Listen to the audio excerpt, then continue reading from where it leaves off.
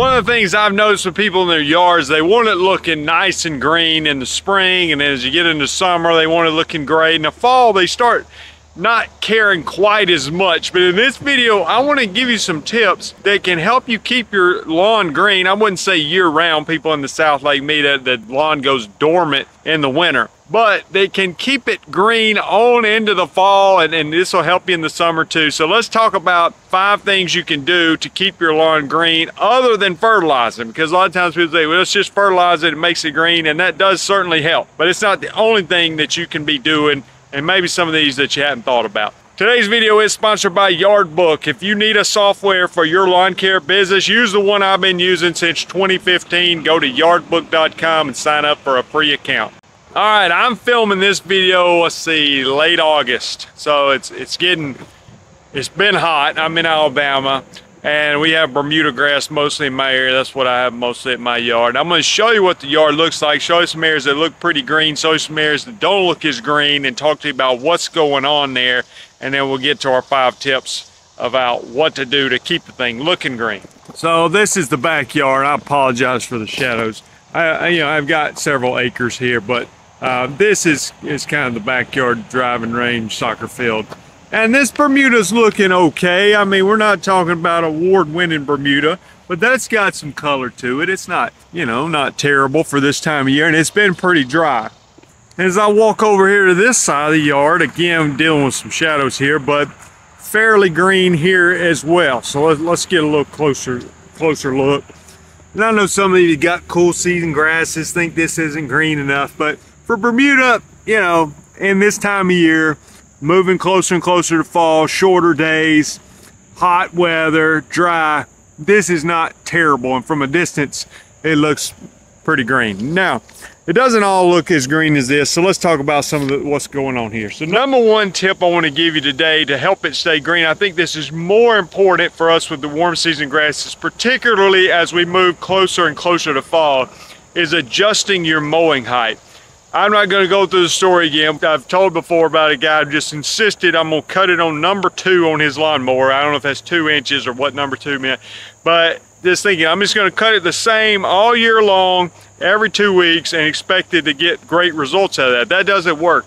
As we move closer and closer to fall, again, the days are getting shorter, and it's not just the Bermuda grass, it's other plants as well. They just get kind of long and a little bit leggy looking. And as you get down here in the Bermuda in particular, I noticed as you part, and this doesn't look as bad, sometimes as you begin to part the grass, you'll find that it's just actually the tip of it that's green. Now this still has a decent amount of green to it, but as we get closer to fall, you got just a little bit of green with a big brown stalk. And so if you cut it lower than that little bit of tip off of it, then you're gonna just expose the brown stalks and lose a lot of your color. So most of the time, people with Bermuda grass, I'm just using that as an example, but most of the time the ones that are keeping it really short are mowing it really frequently, like every 3 to 4 days sometimes. Once a week at a minimum, I feel like, if you're gonna have a chance to keep it halfway short.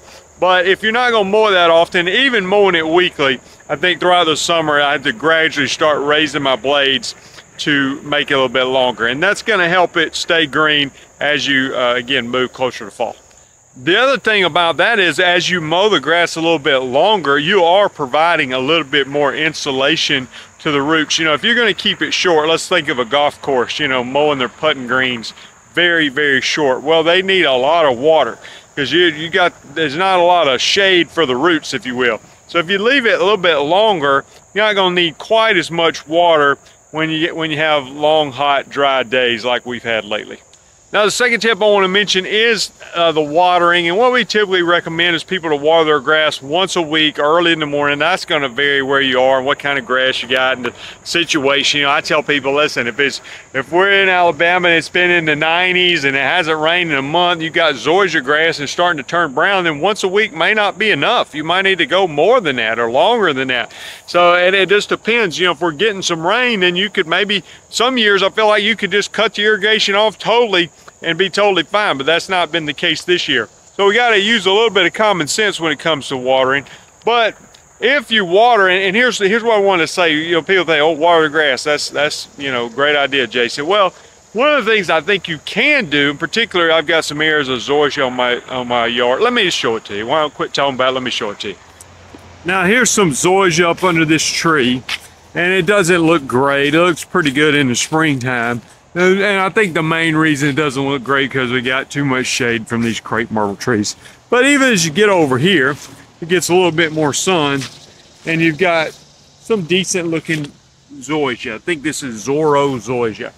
But what happens is the zoysia is not as drought tolerant as the Bermuda is. And so what sometimes happens, I see this on customers' yards all the time, they wait until their grass is basically on life support and then they start watering like crazy to try to bring it back. Where if you can sort of look ahead at that 2-week forecast and say, 95, 95, 95, 95, no rain, no rain, no rain. You know, if you see that for 2 straight weeks, you got to think a little bit proactively here and go ahead and start watering before it gets stressed and drought stressed and looking terrible and brown and on life support.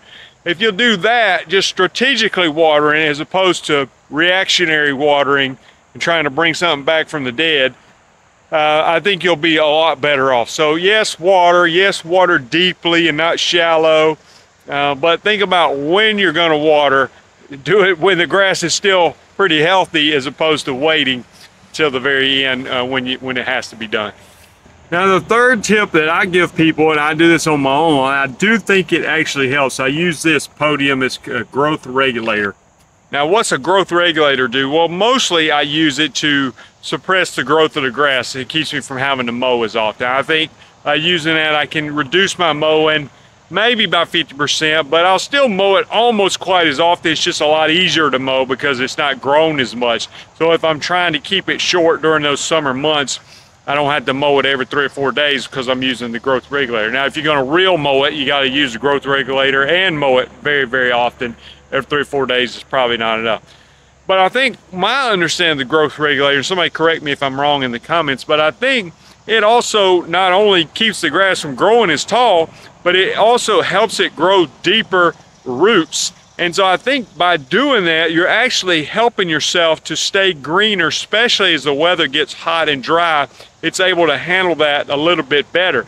And they say when you quit using the growth regulator, you're going to get this burst of growth that's been suppressed, and it starts growing thick and growing like crazy. So I do think the growth regulator is a key, and not necessary, but is part of the equation if you want to have a green lawn. Let me give you a bonus one that I hadn't really thought of including here, but sometimes the spraying herbicides on your lawn is not exactly a great idea when it's super hot. So not doing that can help it remain green, or doing it strategically and only spot treating or only using ones that are not going to have as much of a negative effect on the lawn. So that's more what not to do than what to do. The fourth one I wanted to mention is your mowing frequency. We talked about this a little bit. Again, if you let the grass grow tall and then you mow it down short, that is a recipe for having a brown lawn, particularly with our warm season grasses. I imagine that's probably going to happen with your cool season grasses as well. So mowing it, as you get closer to fall, you don't have to mow quite as often, but you're adjusting that blade height. And mowing it more frequently can definitely help you not have to take as much off the grass. So that's kind of the whole idea, is not taking as much off the grass. So if you're gonna mow it less often, raising the blades, but if you want to keep it short, mowing it more often, so that you're just kind of, again, as you move toward fall, you're gonna see, especially with the Bermuda, there's just very little green left on the grass.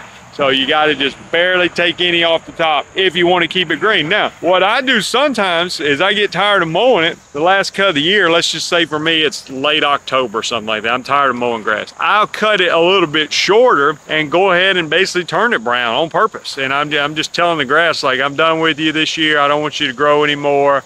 So here you go. I'm actually gonna, instead of raise it a 1/4 inch, I'm gonna drop it a 1/2 inch. You know, I'm not talking about scalping it to the dirt. I'm just saying, if I've been cutting it at 2 1/2, I might drop it, to 2 1/4, maybe even 2 inches.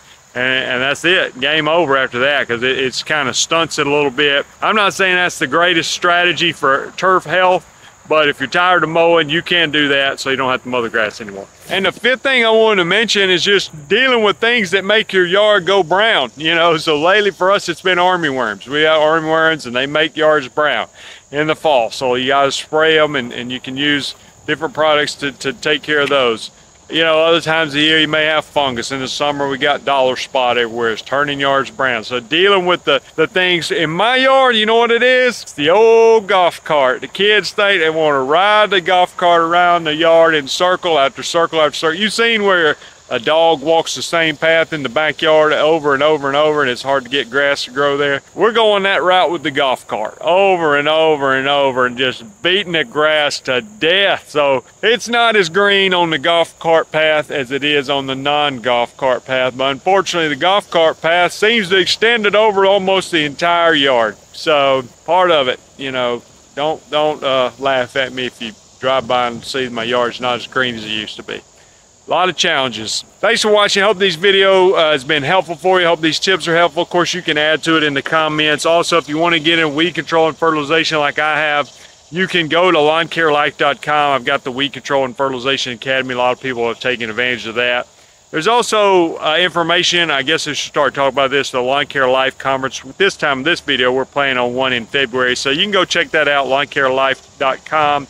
/conference, or there's a link. You can read about it. We're really excited about the lineup. We got a VIP option this year that people have been buying, so some good things with that. I'm also going to the Equip Expo this year. You can use my discount code. It is CREOL50 to save 50% off your ticket if you hadn't registered. I'm having my son with me, so I hope to see many of you there in person. Thanks for watching. We'll see you guys in the next video.